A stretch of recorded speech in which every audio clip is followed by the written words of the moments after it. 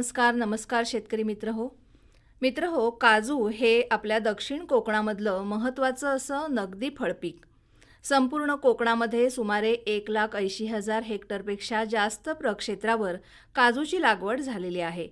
कोकणामधील काजूची उत्पादकता ही सर्वाधिक समजली जाते. असं असलं तरी काजूची उत्पादकता वाढवण्यासाठी अद्यापही चांगला वाव आहे. याच पार्श्वभूमीवर येत्या हंगामामध्ये काजू बागांचं व्यवस्थापन हे कशा प्रकारे करायला हवं याविषयीचीच आज आपण माहिती घेणार आहोत. आणि ही माहिती देण्यासाठी आज आपल्या स्टुडिओमध्ये डॉक्टर बाळासाहेब सावंत कोकण कृषी विद्यापीठ दापोली इथून डॉक्टर योगेश परुळेकर सर आलेले आहेत. त्यांच्याकडूनच ही माहिती घेऊया. चला सर, नमस्कार. नमस्कार सर, सुरुवातीला सांगा की काजू बागेपासून चांगलं उत्पादन घेण्यासाठी कोणकोणत्या गोष्टी महत्त्वाच्या आहेत? काजू हे सर्वसाधारणपणे कणखर पीक आहे असं शेतकऱ्यांमध्ये समज आहे. म्हणजे कमीत कमी मशागतीमध्ये हे चांगलं उत्पादन देतं असा शेतकऱ्यांचा समज आहे आणि तो खरा देखील आहे. इतर फळ पिकांच्या तुलनेमध्ये काजूचं व्यवस्थापन हे त्या प्रमाणात कमी प्रमाणात करायला लागतं, त्यासाठी कमी खर्च येतो. बरोबर, पण त्यामुळेच काय होतं की या बागांकडे थोडंसं दुर्लक्ष होतं असं दिसून येतं, नाही का? हे पण आपण बरोबर अगदी सांगितलं. आणि जे काही ठराविक व्यवस्थापनाचे मुद्दे आहेत ते जर वेळेवरती केले तर आपल्याला त्यापासून चांगलं उत्पादन घेता येईल. आता यामध्ये प्रामुख्याने कशाचा समावेश आहे तर बागेची साफसफाई अगदी योग्य वेळी करणं हे सगळ्यात महत्त्वाचं आहे. बरोबर. कारण काय होतं, थंडी पडायला लागली की दव पडायला सुरुवात होते आणि जर बागेची साफसफाई झाली नसेल तर मग त्या ठिकाणी त्या बागेमध्ये हा दव किंवा ओलावा दीर्घकाळपर्यंत दिवसामध्ये टिकून राहतो आणि मग रोग आणि किडींचा प्रादुर्भाव वाढतो. बरोबर. दुसरं जे महत्त्वाचं काम आहे ते अन्नद्रव्य व्यवस्थापन, म्हणजे खतं व्यवस्थित घालणं, जे आपण पावसाळा सुरू झाल्यानंतर करतो. तिसरं आहे रोग आणि किडींचं चांगल्या पद्धतीने व्यवस्थापन करणं, जे मोहर येण्याच्या आधीपासून आपल्याला करणं गरजेचं आहे. म्हणजे कमीत कमी फवारण्यांमध्ये आपल्याला त्याच्यावरच्या रोग आणि किडींचं चांगल्या पद्धतीने व्यवस्थापन करता येईल. बरोबर, म्हणजे योग्य वेळी बागेकडे लक्ष देणं हे गरजेचं आहे, नाही का? हेच सगळ्यात महत्त्वाचं गरजेचं आहे. जर आपण योग्य वेळी फवारण्या केल्या नाहीत तर अधिकच्या फवारण्या घेऊन देखील आपल्याला अपेक्षित परिणाम मिळणार नाही.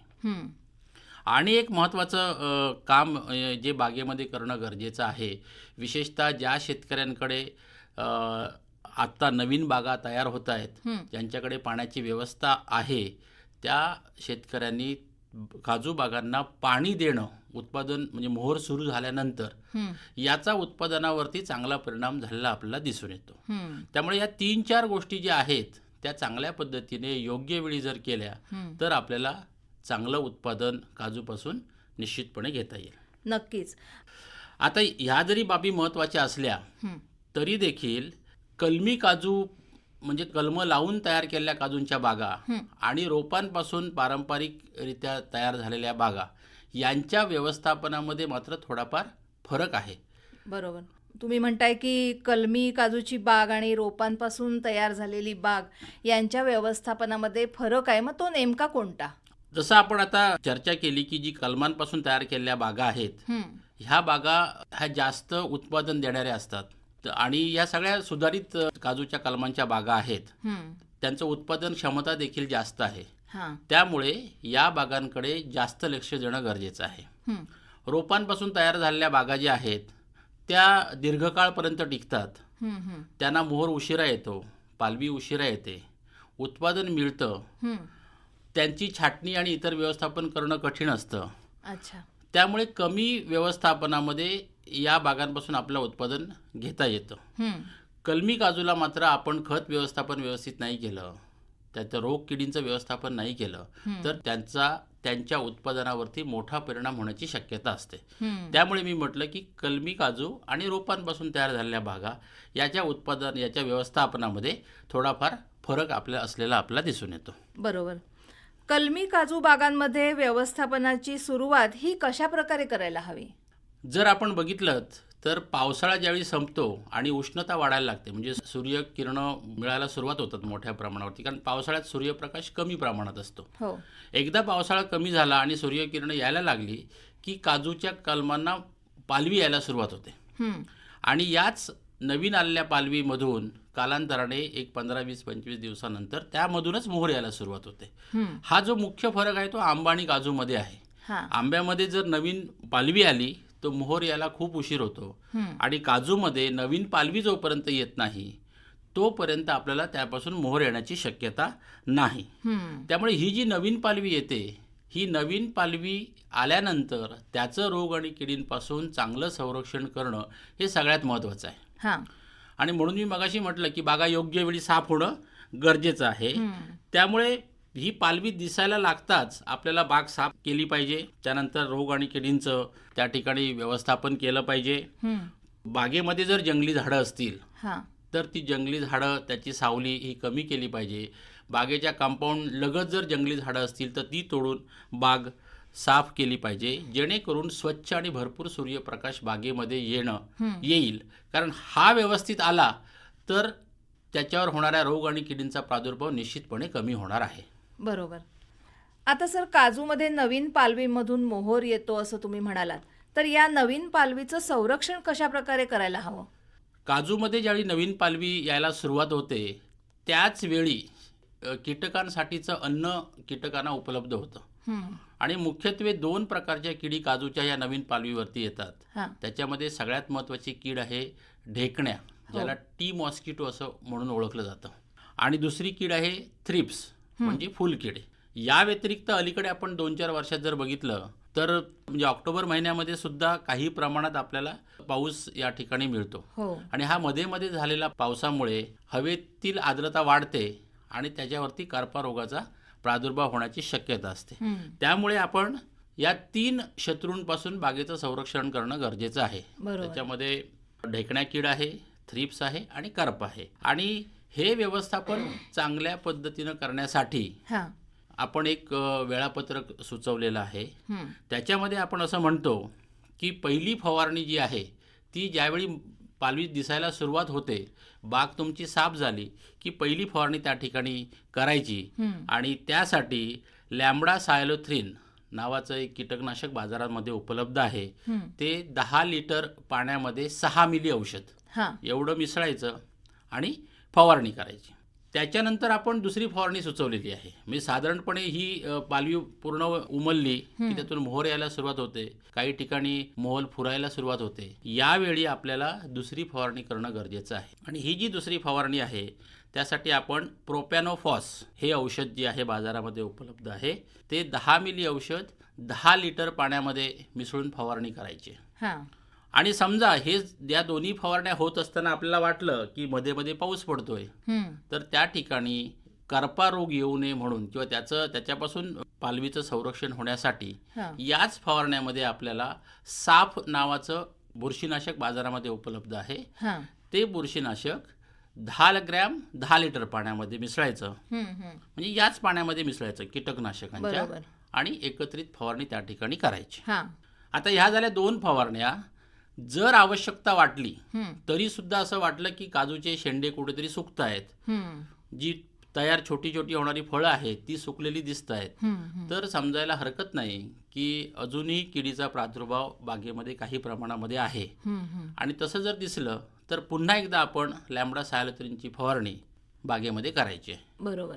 अशा साधारणपणे 2 किंवा 3 फवारण्या जर आपण केल्या योग्य वेळी आणि बाग साफ करून तर काजूचं आपण पीक संरक्षण व्यवस्थितपणे करू शकतो. बरोबर. या 3 फवारण्या आपण लक्षात ठेवायला हव्यात. ह्या शेतकऱ्याने पक्क्या लक्षात ठेवायला पाहिजेत. आता फलधारणेच्या कालावधीमध्ये फवारणी व्यतिरिक्त कोणती काळजी घेणं आवश्यक असतं?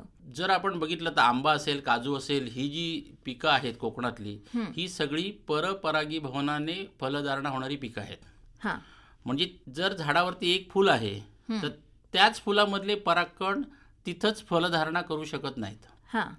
हे परपरागीभवन म्हणजे इतर कीटकांची आवश्यकता बागेमध्ये असते. आता जर काजूमध्ये बघितलं तर हे वेगवेगळे कीटक परागीभवन करणारे कोण आहेत? त्याच्यामध्ये काही माश्या आहेत मधमाशांसारख्या, काही फुलपाखरं आहेत, काही पतंग आहेत आणि काही प्रकारच्या काळ्या दिसणाऱ्या मुंग्या सुद्धा आहेत. असे वेगवेगळे कीटक आहेत. हे कीटक झाडावरती येणं असणं गरजेचं आहे. अच्छा. तर आपल्याला जरी मोहर आला फुलला पण परागीभवन चांगलं नाही झालं तर तुम्हाला फलधारणा मिळणार नाही. त्यामुळे आपण एक गोष्ट त्या ठिकाणी करणं गरजेचं आहे की उगाचच अतिरिक्त फवारण्या करायच्या नाहीत. हं. 8 दिवसांनी फवारणी कर, गरज नसताना फवारणी करा, किंवा आम्ही जी औषधाच्या मात्रा सुचवलेल्या आहेत त्याच्यापेक्षा जास्त औषधं घेऊन फवारणी करा.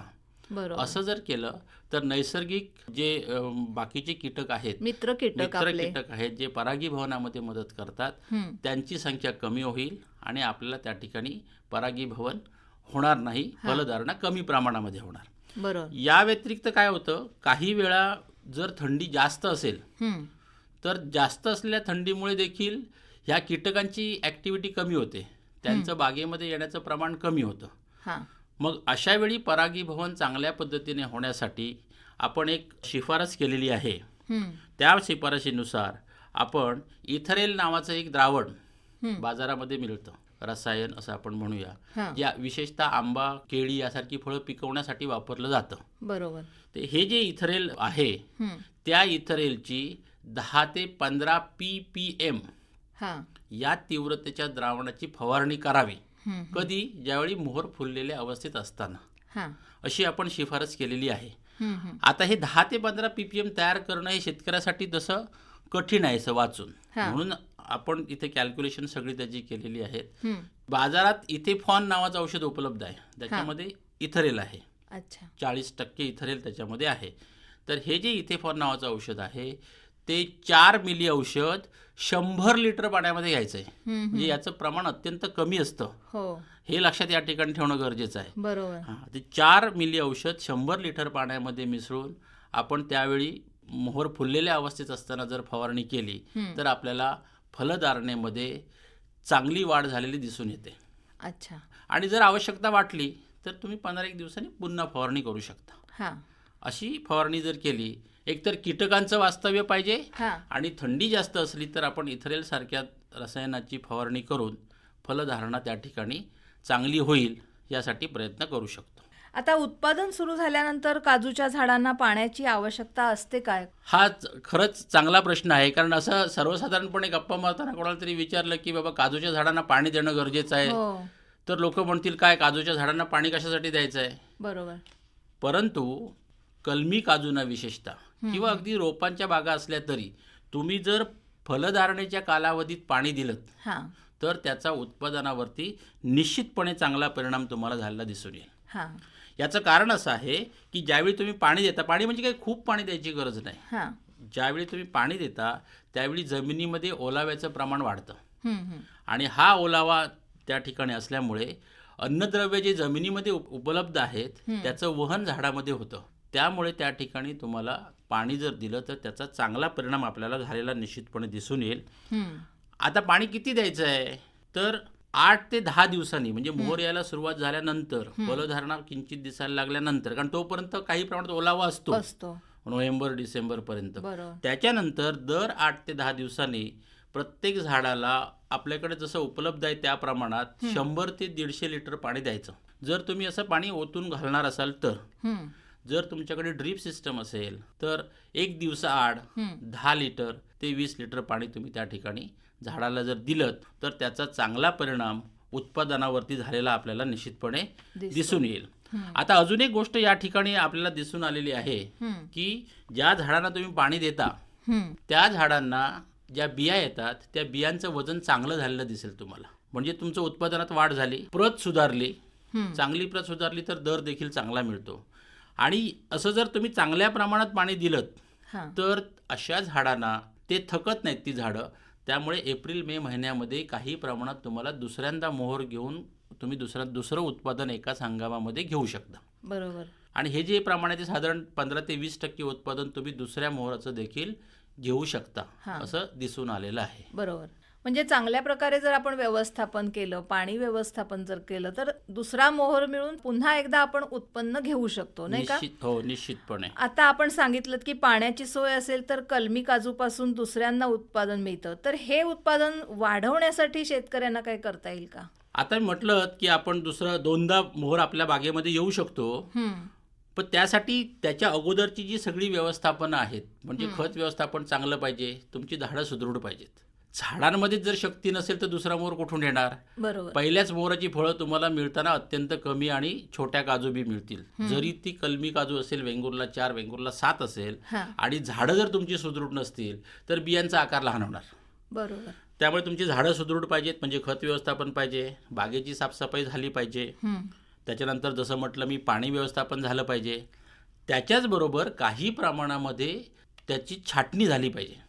आता छाटणी म्हणजे काय, मोठी छाटणी करायची ती काही गरज नाही आहे, हां. परंतु गेल्या वर्षीच्या मोहराचे तुरे आहेत, सुकलेल्या फांद्या आहेत, हां. निर्जीव फांद्या आहेत, खूप सावली झाडामध्ये येते, त्यासाठी काही फांद्यांची विरळणी करणं, अशा प्रकारचं जे छाटणीचं व्यवस्थापन आहे ते आपल्याला त्या ठिकाणी करणं गरजेचं आहे. आणि असं जी छाटणी आहे, गरजेवर आधारित छाटणी ज्याला आपण म्हणू शकतो, हां. अशी दोनदा करायची. एक म्हणजे पावसाळी हंगाम, म्हणजे पहिल्या हंगामाची फळं काढून संपली मे महिन्यामध्ये, की त्यावेळी आपण काही तुरे बिरे जे असतील ते काढून टाकायचे. बरोबर. सुकलेले मोहर असेल, बोंडाचे देठ असतील आणि सुकलेल्या फांद्या, निर्जीव फांद्या ह्या काढून टाकायच्या. हां. आणि पुन्हा एकदा हंगाम सुरू होताना म्हणजे ऑक्टोबर महिन्यामध्ये त्याच पद्धतीने काही प्रमाणात छाटणी केली तर त्याचा डायरेक्ट परिणाम, थेट परिणाम हा उत्पादन आणि दोनदा उत्पादन किंवा दुसरा घेण्यावर. मोहर येण्यामध्ये त्या ठिकाणी होऊ शकतो. बरोबर. आता सर, काजू बियांची काढणी आणि काढणी पश्चात हाताळणी याविषयी काय काळजी घ्यायला हवी? काजू बियांची काढणी, आपल्याला असं वाटतं की काजू बी राखाडी रंगाची झाली की बी तयार झाले. हां. बऱ्याच वेळा त्याच वेळी काढणी केली जाते. हां. परंतु जरी ती बी तयार झाली तरी त्याच्या मागचं बोंड तयार झालेलं नसतं, ते हिरवंच असतं. आणि ते हिरवं असल्यामुळे जी पक्वता काजू बीमध्ये आली पाहिजे ती देखील आलेली नसते. हां. मग तुम्ही अशा बियांची काढणी जर केलीत तर त्यांचं वजन कमी भरणार. हो. दुसरं, अशा जर बिया ज्यावेळी त्याचं प्रक्रिया होते, त्याच्यापासून गर काढले जातात, त्यावेळी तुम्हाला उतारा कमी मिळतो. अच्छा. त्यामुळे काजू बियांची काढणी त्याच वेळी केली पाहिजे ज्यावेळी बोंड पक्व झालेला आहे. म्हणजे एकतर तुम्ही बोंड पिकलेली खाली पडतात ॲटोमॅटिक, हो. त्या बिया तुम्ही गोळा करा. आता काही ठिकाणी त्या बोंडांना मागणी असते, म्हणजे सावंतवाडी, दोडामार्ग हो. असं या काही, किंवा इथल्या रत्नागिरीच्या काही भागामध्ये देखील रस काढण्यासाठी बोंड वापरतात. मग त्या ठिकाणी बोंड झाडावर पिकल्यानंतर त्या बोंडांची काढणी करायची. बोंड तुम्ही वापरा रस काढण्यासाठी आणि बिया सुकवून त्या प्रक्रियेसाठी वापरायच्या. हां. तुम्ही अशा प्रकारे जर बिया काढल्यात तर तो प्रक्रियाधारक आहे त्याला त्याचा उतारा चांगला मिळतो. हां. आणि त्यासाठी हे प्रक्रियाधारकांना देखील माहिती आहे. हां. त्यामुळे जो शेतकरी पूर्ण पक्व बियांची, म्हणजे बोंड तयार झाल्यानंतर बियांची काढणी करतो आणि ती 3-4 ऊन सुकवतो, त्याच्यासाठी 10 ते 20% दर हां. हे प्रक्रियाधारक द्यायला तयार असतात. अच्छा. कारण त्याचा उतारा त्यांना चांगला मिळतो. त्यामुळे एवढं कमीत कमी केलं पाहिजे. जे बोंड पिकल्यानंतर बी काढणं, काढलेली बी 2-3-4 ऊन वाळवणं आणि मग ती पोत्यामध्ये भरून ठेवणं, आणि मग तुम्ही ठोसपणे त्याचा भाव त्याला मागू शकता की बरोबर. माझी या प्रतीची बी आहे, बरोबर. त्यासाठी मला एवढा दर तू दे. आता रोपांपासून तयार केलेल्या बागांमध्ये काय काळजी घ्यायला हवी? रोपांपासून ज्या तयार झालेल्या बागा आहेत त्यांना एकतर उशिरा मोहर येतो. त्यांना मोहर साधारणपणे डिसेंबर किंवा जानेवारी या महिन्यांमध्ये येतो. दुसरं, ह्या रोपांपासून आहे त्यामुळे त्यांच्या बीमध्ये आणि उत्पादनामध्ये एकसारखेपणा नसतो. हां. त्यामुळे तुम्हाला खूप मोठी त्याच्यावरती इन्व्हेस्टमेंट करणं किंवा फवारणीसाठी खर्च करणं, हे जोपर्यंत तुम्हाला त्याचा अंदाज नाही की हे झाड माझं चांगलं आहे, हां. ह्याच्यापासून उत्पादन मिळणारच आहे, तोपर्यंत तुम्ही तसा निर्णय त्या ठिकाणी घेऊ शकत नाही. हां. परंतु तुम्ही साफसफाई करा बागेची, आणि ती बाग जर चांगलं उत्पादन देणारी असेल तर किमान एखादी दुसरी फवारणी करा. बरोबर. आणि त्यानंतर बाकी सगळ्या व्यवस्थापनाच्या ज्या गोष्टी आहेत त्या तुम्ही कलमी बागेसारख्याच करा. हां. फक्त त्याचं व्यवस्थापन थोडंसं उशिरा चालू होईल, हं. याकडे लक्ष देणं गरजेचं आहे. आणि बरोबर. तसं केलं तर आपल्याला त्या बागांपासून उत्पादन मिळेल त्या रोपाच्या क्षमतेप्रमाणे. हां. परंतु निदान बीची दर्जा, वजन हे आपल्याला याच्यामुळे त्याचा आपल्याला शाश्वती त्या ठिकाणी निर्माण होईल. हां. आता आपण काजू बाग व्यवस्थापनाविषयी पूर्ण अशी माहिती आपल्या शेतकरी मित्रांना दिलीत. या व्यतिरिक्त काय काळजी घेणं गरजेचं असतं? आता आपण साधारणपणे हंगामामध्ये काय व्यवस्थापन करायला पाहिजे, उत्पादन चांगलं घेणं आणि त्याचा दर्जा चांगला असणं, याबाबत चर्चा केलेली आहे.